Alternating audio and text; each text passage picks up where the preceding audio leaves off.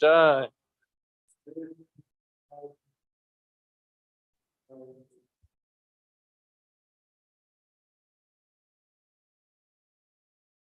Jai. Jai. Jai. Here you go, Prabhu. I'll leave it on the table. What? I'll leave your phone on the table. Actually, I'll leave it next to the speaker.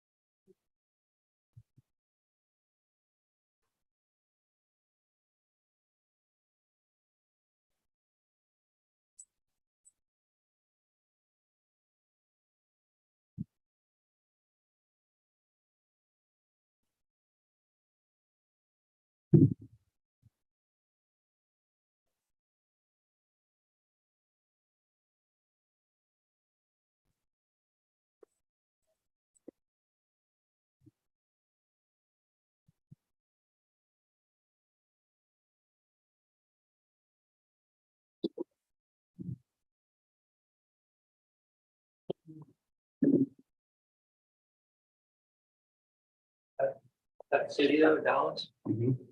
crazy. It's insane.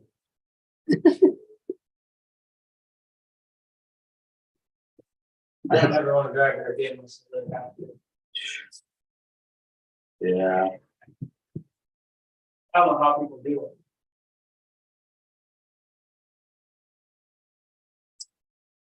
Krishna protects them, you know. Yeah. It's pretty unbelievable.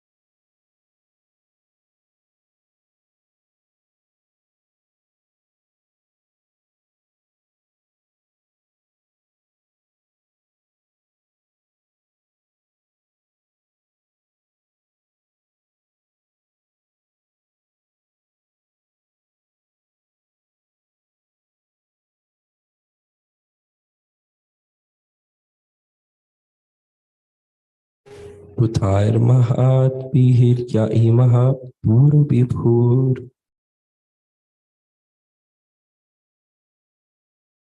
Nirmaya shete yadamushu purishaha.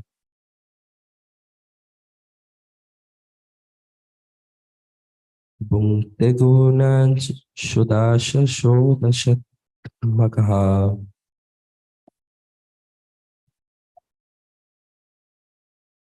Solang krishishta bhagavam vashamshime.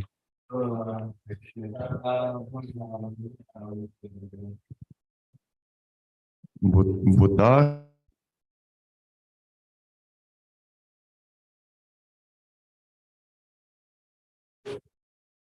Nirmaya Shete Yad Amushu Purusha Bhute Gunan Shodashatmaka Solan Krishishta Bhagavan Vakam Sime.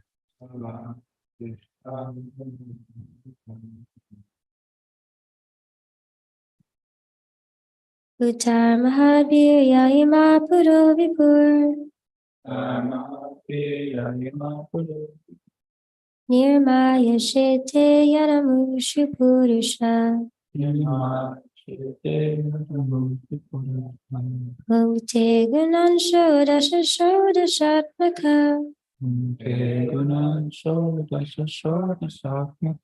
Solang Krishishta Bhagavan Vachamsi Me Utper Mahadbir Yaima Paro River Nirmaya Shete Yadamushu Purushaha Bhunte Gunan Shodasha Shodashatmaka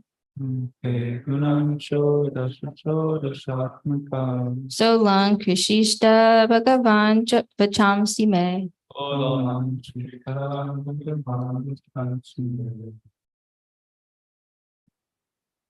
Buddha Mahatvirya Ima Puro Vibhu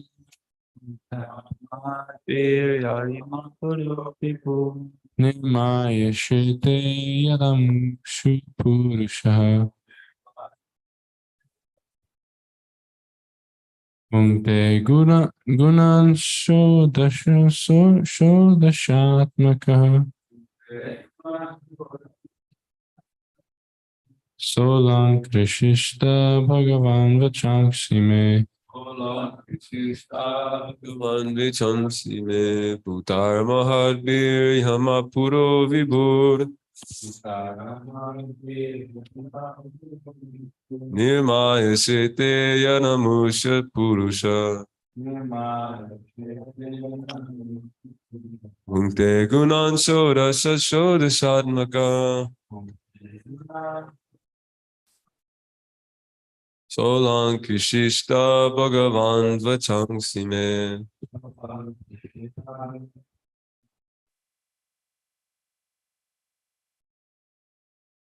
Word for word, Bhutai, by the elements, Mahadibihi, of material creation, Yaha, he who, Imaha, all these, Puruha, bodies, Vibhuhu, of the Lord, Nirmaya, for being set up, Shete, lie down, Yatamushu, one who incarnated, Purusha, Lord Vishnu, whom they causes to be subjected, Gunan, in the three modes of nature, Shodasha, in 16 divisions, Shodasha Atmaka, being the generator of these 16, Saha, he, along Shrista may decorate Bhagavan, the personality of Godhead, Vachamsi statements, may, mine. Translation and purport given by His Divine Grace, A.C. Bhaktivedanta Swami Prabhupada. Srila Prabhupada ki jai. Translation.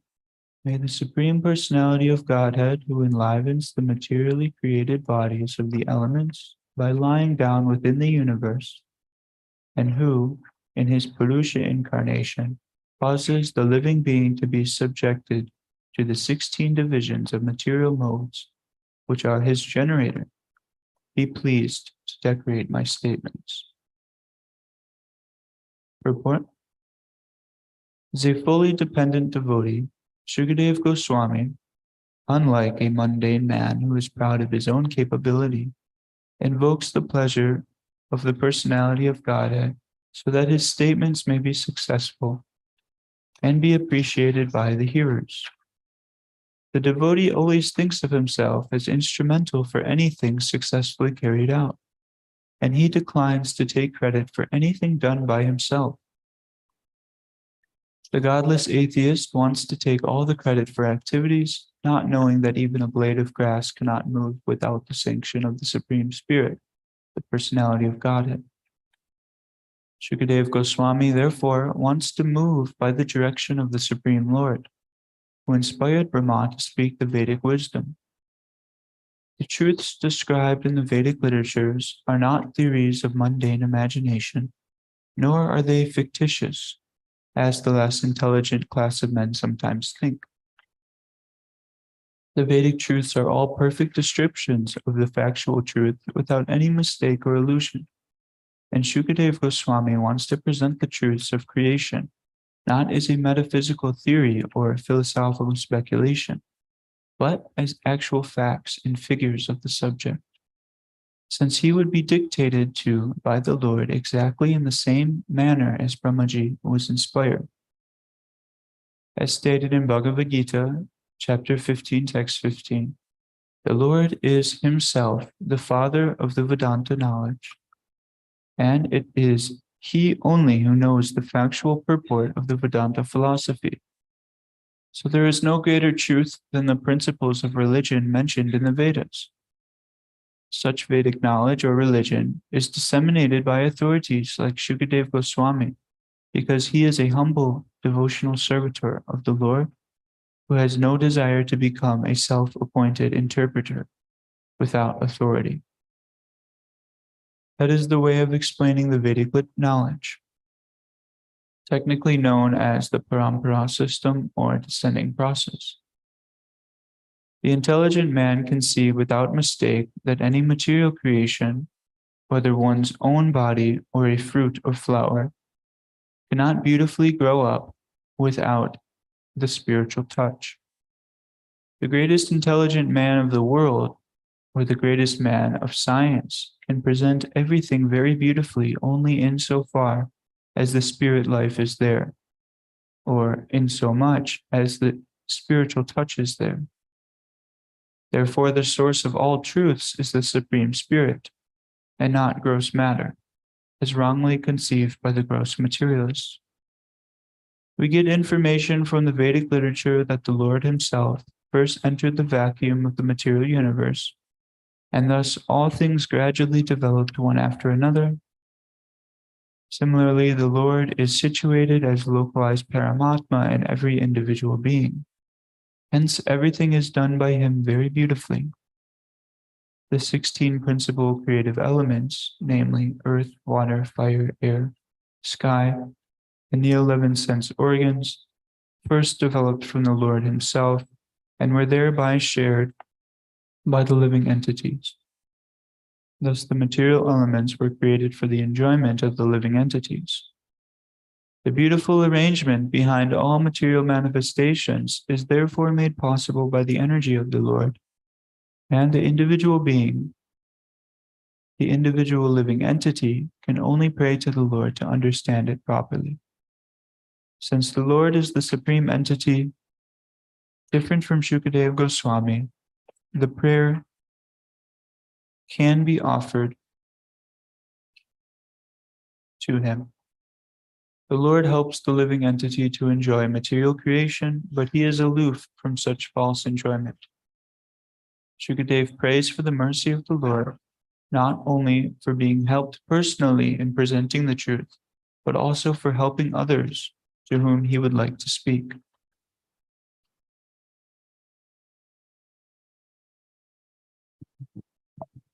Guru Maharaj, would you care to speak on this verse today?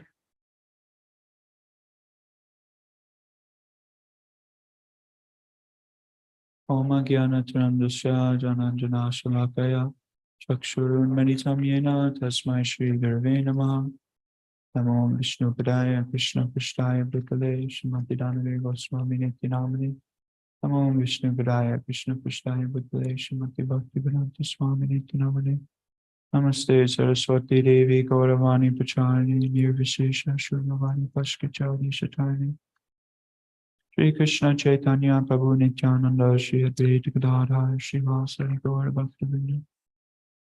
Translation again. May the Supreme Personality of Godhead, who enlivens the materially created bodies of the elements by lying down within the universe, and who in his Purusha incarnation causes the living beings to be subjected to the 16 divisions of material modes, which are his generator, be pleased to decorate my statements.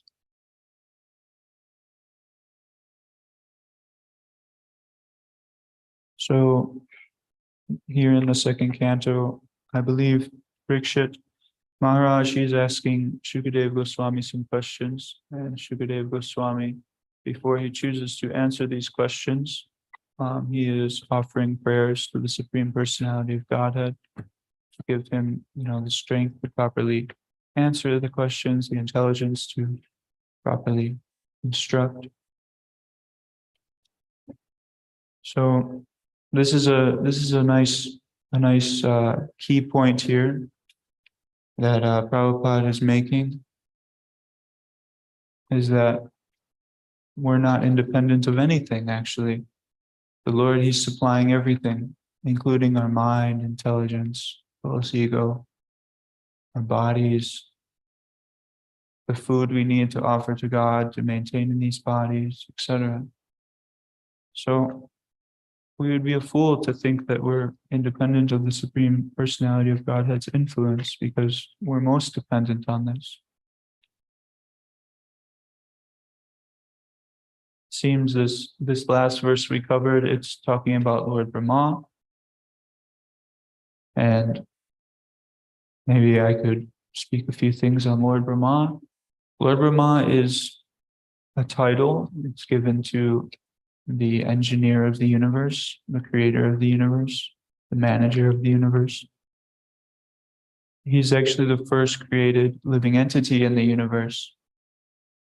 So Krishna, he specifically created Lord Brahma to, create everything. Because Krishna is more or less aloof from the business of creating, and he appoints many different demigods to do so. So he is appointed Lord Brahma as the manager and creator of the material world.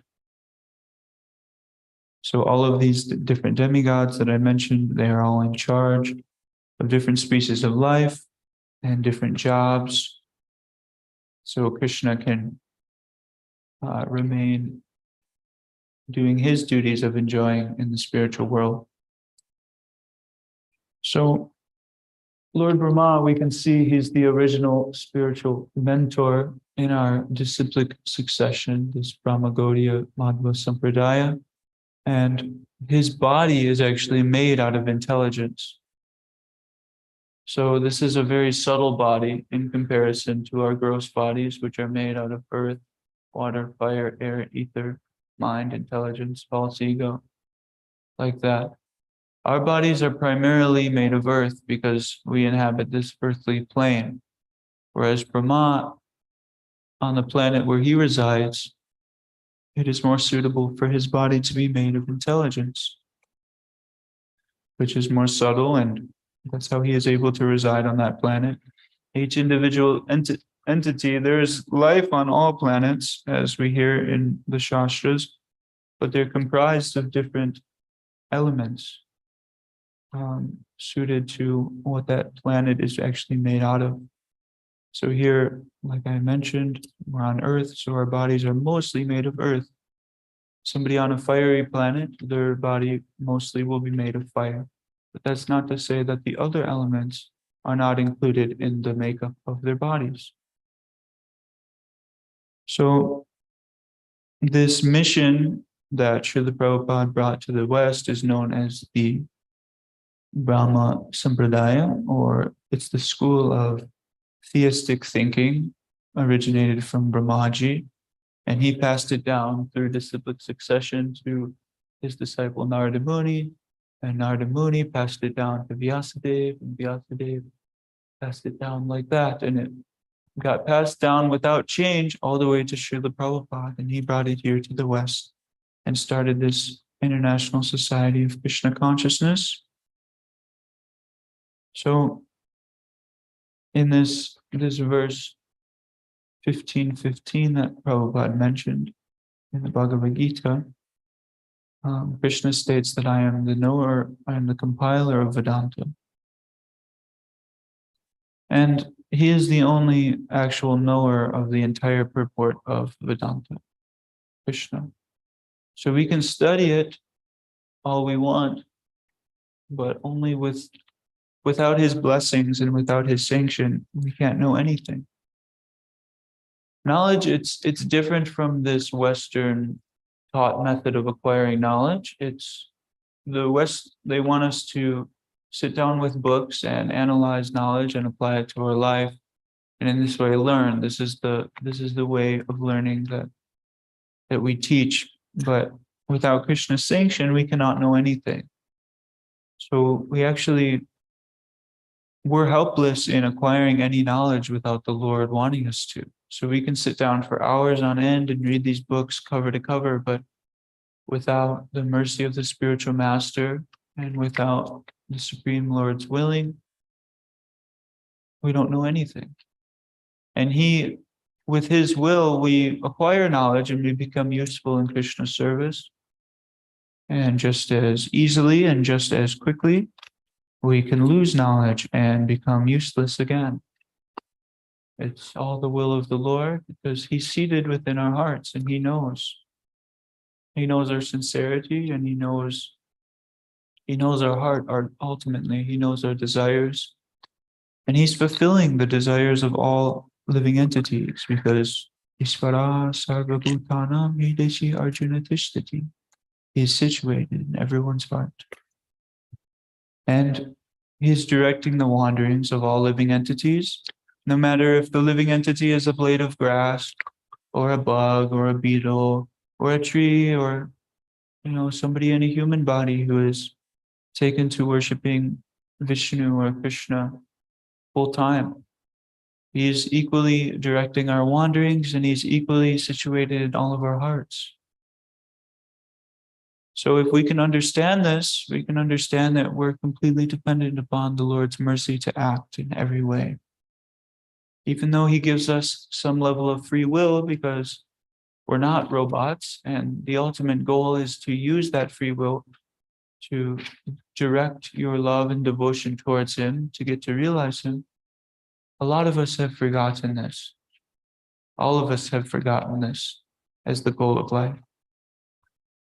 So we have all been placed in this prison house that is Dukalayama Shashvatam. It's full of miseries, it's full of danger at every step. And it's not a place of enjoyment, this material world. Everywhere you look, everyone around you is trying to enjoy the material energy, trying to manipulate it, trying to recreate it, trying to chew what's already been chewed. And in this way, they're trying to get some temporary satisfaction. But that satisfaction, that itch, it's never actually scratched if you're trying to do it independent of the Supreme Personality of Godhead. So our business is to include Krishna in everything we do. Karma yoga would be to include Krishna in fulfilling our own desires, enjoy with him, more or less. It'd be to have a desire and to more or less include Krishna or dovetail whatever desire it is in the propensity to serve. And once this becomes purified after some time, it becomes bhakti yoga. Bhakti yoga refers to not having selfish motive or selfish desire included in your desire to serve. So this is a difficult platform to get to. We have some very pure acharyas who have successfully got to this platform, and they're trying to teach us to get to this platform, but it takes a lot of purification indeed to try to get to the platform where we're actually performing bhakti. So Krishna, the Supreme Personality of Godhead, he is understood in namely 5 different spiritual relationships. And, he's the friend of all living entities. He is our ever well-wisher, and he always wants the best for us. Whether he sees that we're, choosing and using our time to turn away from him, or we're using our time to turn towards him, he is equally disposed towards us, and he loves us, and he wants us to come to him. So the people who do use their life to propagate his mission and try to worship him with everything, he says, are most dear to him. So this is a very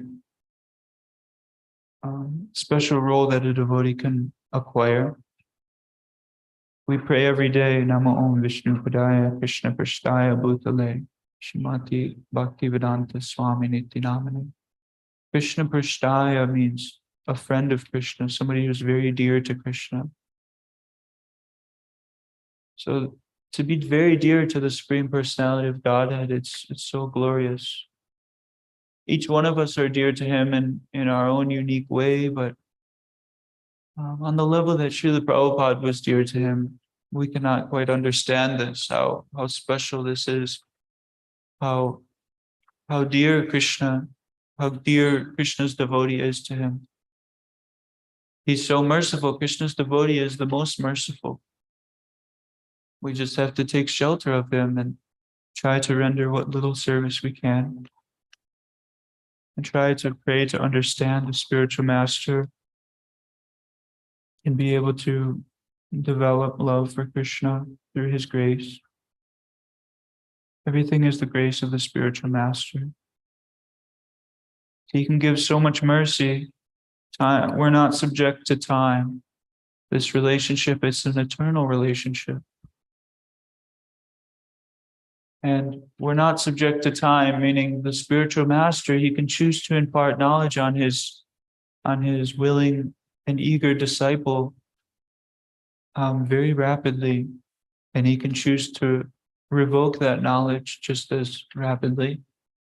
He can choose to bestow mercy upon his disciple or take that mercy away from his disciple if he chooses. A very nice story.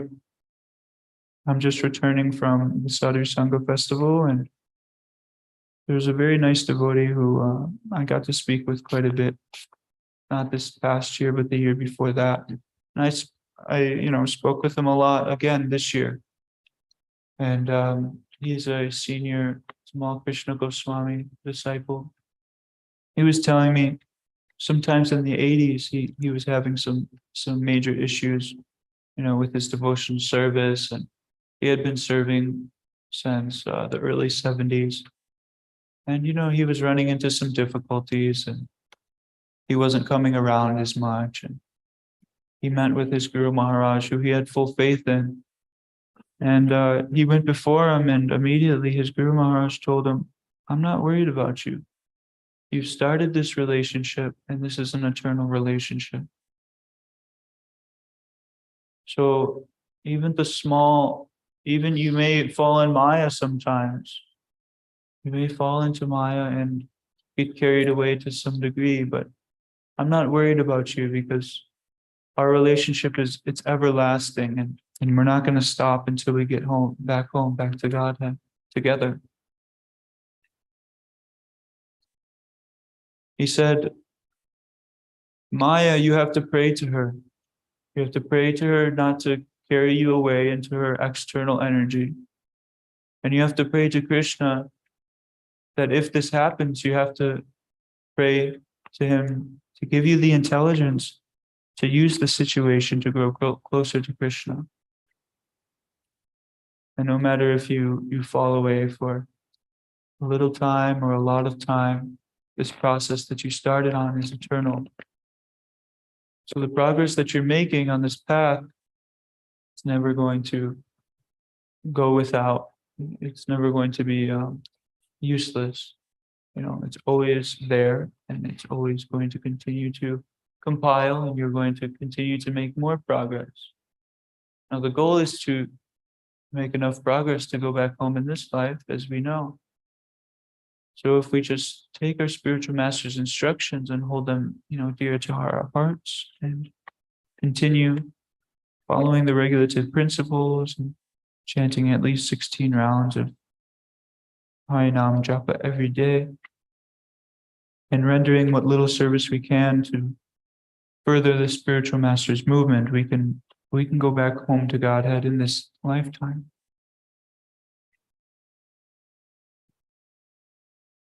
So the living entity, he is seated in everyone's heart. Or Krishna, he's seated in all the living entities' heart, And Krishna, he's directing the wanderings of all the living entities. He gives them utmost sanction. And a blade of grass can move without his sanction. And we cannot carry out anything without the mercy of the Lord. Does anyone have any questions or comments on today's verse?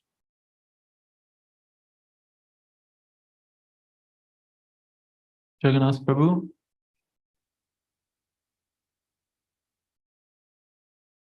Hare Krishna. Thank you for this nice class. It's very informative. So you were talking about we need to include Krishna in everything. And are there any prayers by the acharyas that give us a way to actually call out for Krishna to include him in everything? Is there a way to pray to Krishna like this? I'm just wondering if you could answer this. Thank you so much. Yeah, that's a nice question, Prabhu. Yeah, we can read the songs of Bhaktivinoda Thakur, Narottam Das Thakur, Roshan Das Thakur, Rupa Goswami. All of our acharyas give us the proper mood of prayer. Bhaktivinoda Thakur, a lot of songs that he wrote, he wasn't necessarily situated at the level that he was writing, meaning he was, a lot of times because he thought himself very low, he was writing a lot of the songs from the level of a neophyte devotee, although he was very exalted. So Bhaktivinoda Thakur, he's very nice to read for somebody in our position, because, at least in my position, because I'm at the utmost neophyte platform. And, he talks about not having any taste for chanting the holy name, not taking shelter of Krishna, and lamenting because I don't do so. That's a prominent mood in his writings. So I like to read his writings to get some inspiration. The mood of a lot of our acharyas is it's rather solemn, because they're thinking of themselves very insignificant, and which in the grand scheme of things, we all are very insignificant, but our acharyas were most exalted. I mean, their behavior and their practical realization, they were able to live, they were able to implement the jnana. It became vijnana. It becomes vijnana when you apply it to your life and not just jnana. So our acharyas, they were completely realized and on a very high platform, praying like they were insignificant, and on a very low platform.